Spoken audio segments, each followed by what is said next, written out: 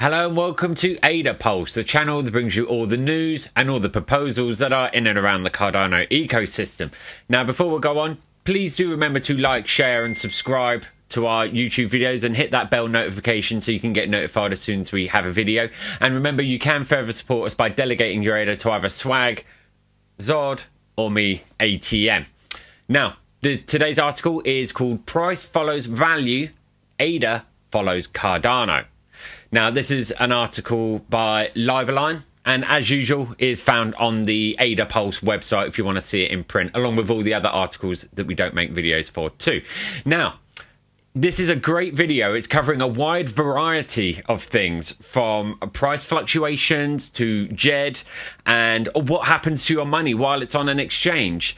And that last point is probably the most surprising. So I'm Josh from ATM. Let's crack on with this.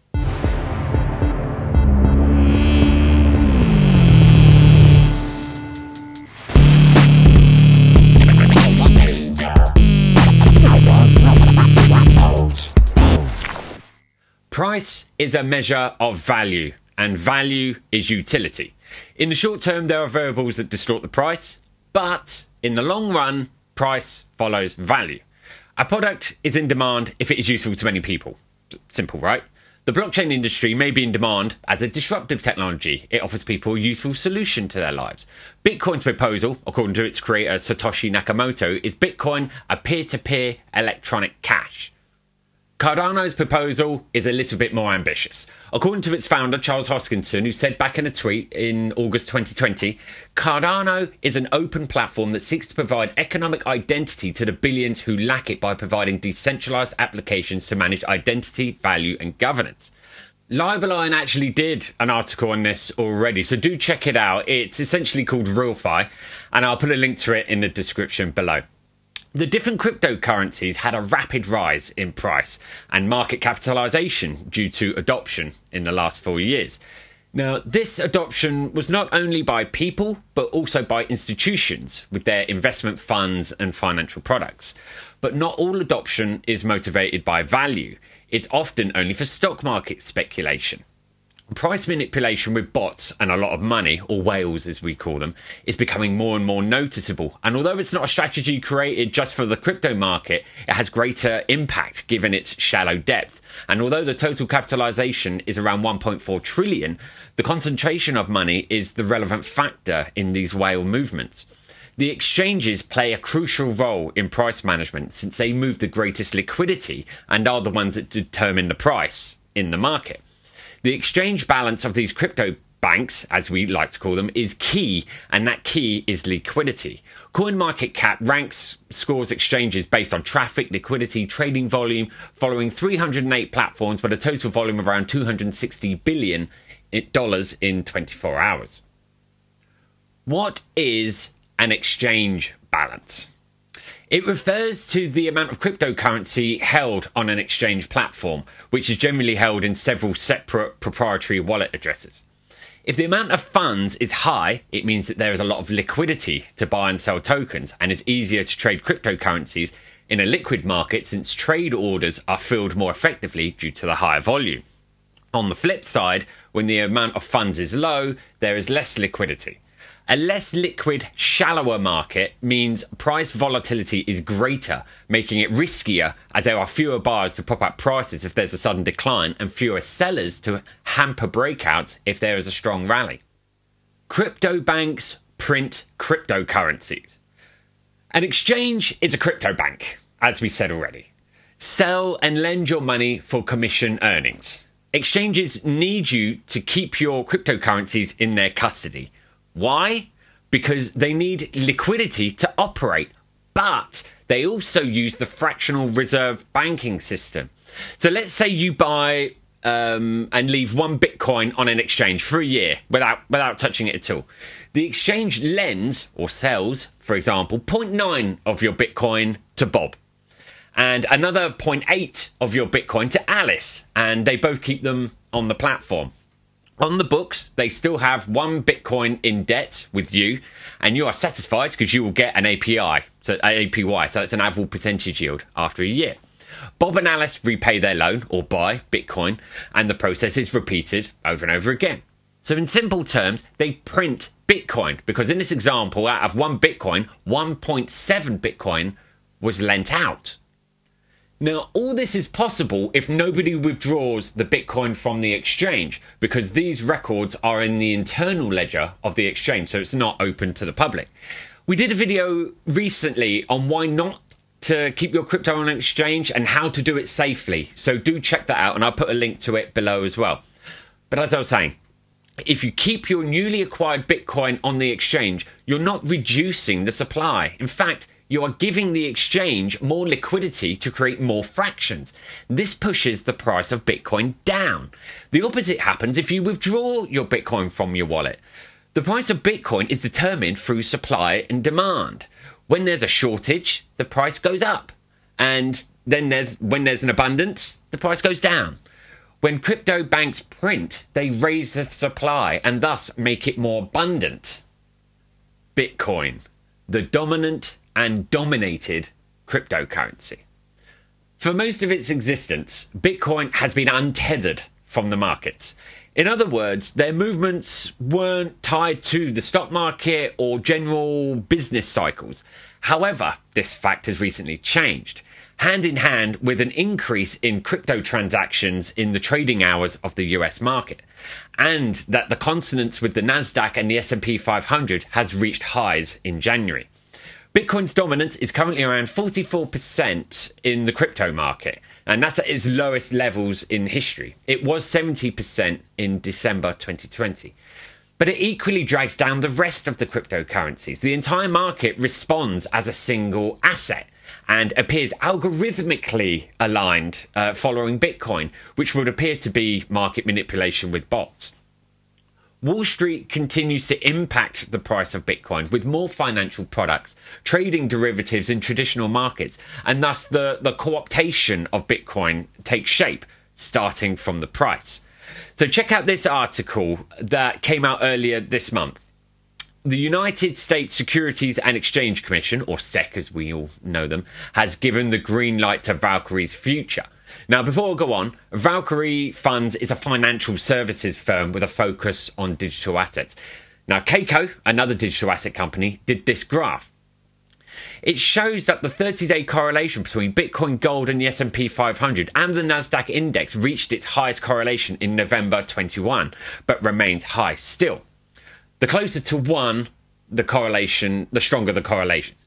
Now, it's no coincidence that the recent strong sell-off of Bitcoin coincided with the crash of technology stocks, since for institutional investors who concentrate large sums of money, Bitcoin is an asset like PayPal, Meta or whatever. From the beginning of the year, those companies are down 40 to 50%. Now, here's another article from a good old British outlet, the Financial Times. As you can see, it says Bitcoin moves in lockstep with US stocks as big traders enter markets. There's an old joke in the UK. What's pink, hard, and you get it in the morning? The Financial Times crossword puzzle. Stablecoins. UST, the stablecoin without value, and Djed. Stablecoins are cryptocurrencies issued to maintain parity with some fiat or commodity currencies such as gold to avoid volatility and to be used as a unit of measurement. LiberLion actually did another article on the importance of stablecoins on the AdaPulse website, and I'll put a link to that below. The recent volatility in the market is a battle test for the strength of algorithmic stablecoins. There are 3 types of backup for stablecoins: fiat, collateral, and algorithmic. In the case of fiat, coins are issued in accordance to the support that is deposited, and this is how USDT, or Tether as it's also known, claims to operate. For collaterals, the issuance depends on the securities that are given as collateral. DAI is collateralized with a basket of cryptocurrencies: ETH, BAT, USDC, or even WBTC. The last of these types of backups is the algorithmic one. whose value is established through different code stabilization systems like UST was. Now, let's chat about UST for a sec. UST, or Tether UST is its full name, is a stablecoin created by Tether, a supposedly decentralized consensus proof-of-stake smart contract platform built by venture capitalists to offer programmable money for the internet. UST is an algorithmic stablecoin, which means it is not backed one-to-one by US dollars. It's used the Luna coin as the stabilization value. UST can be mined by burning Luna and vice versa in a one-to-one ratio. This unites the two currencies and in an ideal world means that as long as Luna has value, the UST currency will maintain parity due to the arbitrage opportunity available at any given time. There are incentive mechanisms to help maintain the bond, but clearly they failed, as the return it paid, the 19.5% to block Luna, was too high and unsustainable relative to the loan collection rate. In just 1 year, it reached a market cap of $20 billion, minting an equal number of UST tokens. Now, all stablecoins have suffered a loss of parity at some point, going both below their anchor or above. So let's see a summary. A small margin is admissible, but based on the market experience, it shouldn't change more than 5%, and even then should quickly recover its anchor. So, none of these stable coins are great, although some are clearly worse than others. In the case of Cardano, Djed is the stablecoin designed by Input Output Global, IOG, currently on testnet. Djed is designed to maintain its one-to-one parity with the USD regardless of market turmoil. How Djed is different from other algorithmic stablecoins? Well, ADA reserve funds are not managed by market makers, but by users who mint Shen's reserve currency, a function of adding ADA to the reserve pool, locking that ADA. This provides a decentralized aspect to the Djed mechanism.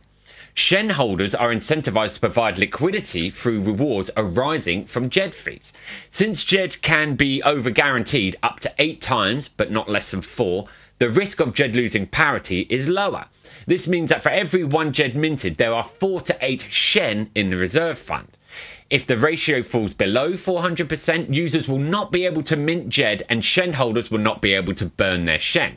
So, in the event of a market crash, there is safety cushion for Djed holders, which guarantees its sustainability. The minting of new Shen is also monitored to keep the balance stabilised and to ensure there's always enough ADA in the reserve pool to provide an equivalent dollar value to the Djed when burned. There's the Djed whitepaper that you can read at your leisure, and as always, I'll put it in the description below. Final words.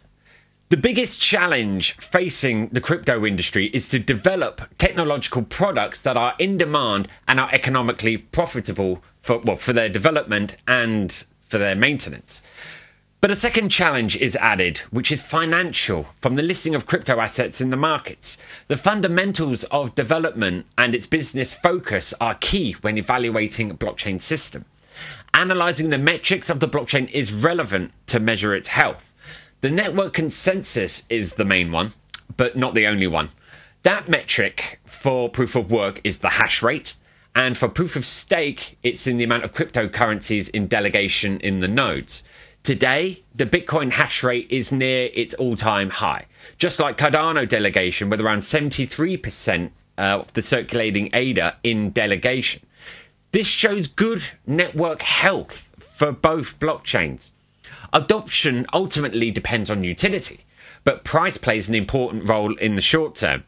Everyone wants to earn money when they invest, in addition to be able to obtain real use, such as a payment system or loans, digital identity, or whatever else it is you want. The balance between price and value is key in adoption, and a development will only be sustainable in the long term if it withstands the onslaughts of the market. Most people know Ada Whale on Twitter. He had an interesting point on the subject.